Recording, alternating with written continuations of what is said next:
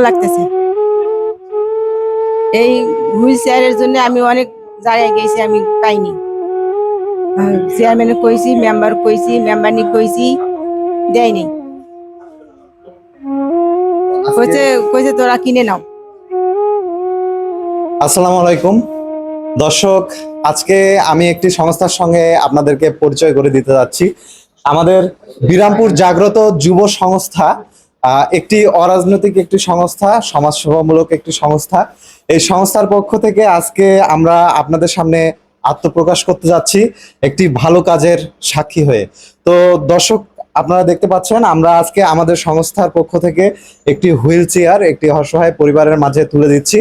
তো সেই মুহূর্তটা আপনাদের সঙ্গে আজকে শেয়ার করছি। তো আমি এখন কথা বলবো আমাদের এই সংস্থার সভাপতি মহোদয় থেকে, আমাদের এই সংস্থার কার্যক্রম বিস্তারিত সবকিছু জেনে নেই।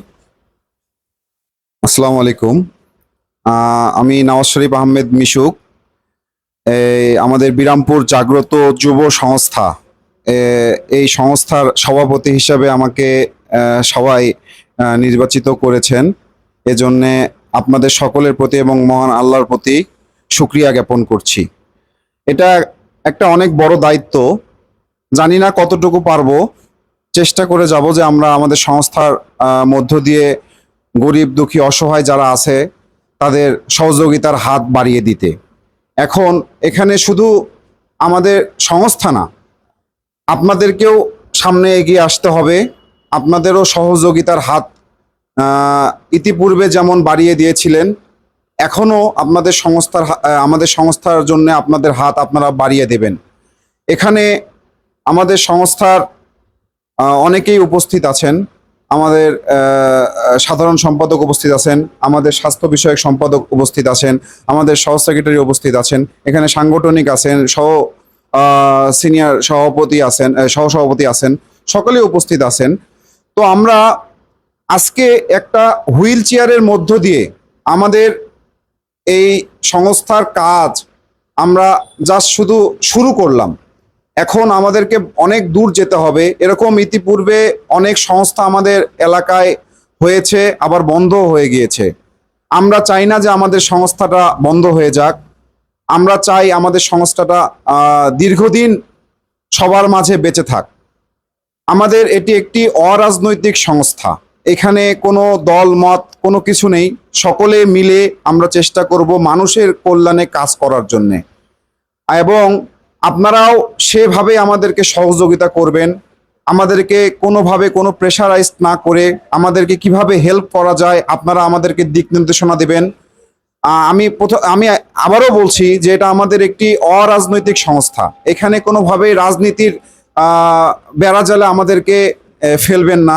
এখানে যারা উপস্থিত আছেন এর ভিতরে অনেকেই রাজনীতির সাথে যুক্ত, কিন্তু সেটা আমাদের সংস্থার বাহিরে, আমাদের সংস্থার মধ্যে না।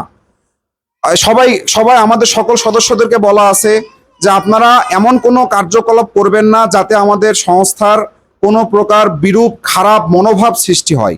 এখানে কোনো প্রকার মানুষের উপরে জুলুম করবেন না, সংস্থা নিয়ে কাউকে ভয় ভীতি দেখাবেন না, কোথাও কাউকে আর্থিকভাবে প্রলোভন দেখাবেন না, বা চাহিদা রাখবেন না। এটা হলো একটা সেবামূলক সংস্থা। সবাই সবার মতো, যে যার মতো পারে আমাদের সহযোগিতার হাত বাড়াই দিবে, যে যার অবস্থান থেকে যার যতটুকু সামর্থ্য। কাউকে আমরা কোনো প্রকার প্রেশারাইজ করব না। আমাদের সদস্যদের কোনো প্রকার যদি আপনারা অনিয়ম দেখেন বা কোনো প্রকার অসৎ কর্মের সাথে আমাদের সংস্থার নাম ব্যবহার করে কোনো কার্যকলাপে লিপ্ত থাকতে দেখেন, আপনারা সরাসরি আমাদেরকে জানাবেন। আমরা সরাসরি তাদেরকে বহিষ্কারের ব্যবস্থা করে দিব। ইভেন আমারও যদি কোনো প্রকার আপনারা কোনো খারাপ কিছু কাজকর্ম করা দেখে থাকেন, আমাকেও বলবেন। আমি বিনা দ্বিধায় আমি আমার পথ ছেড়ে দিয়ে আমি সংস্থা থেকে চলে যাব।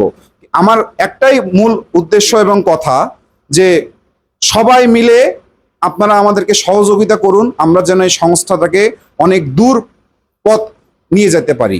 এই হলো আমাদের চাওয়া। এখন আমাদের মাঝে দুইটা কথা বলবে আমাদের সংস্থার ডাক্তার শাহ আলম সাজিদ, আমাদের স্বাস্থ্য বিষয়ক সম্পাদক। আসসালামু আলাইকুম রহমতুল্লাহ।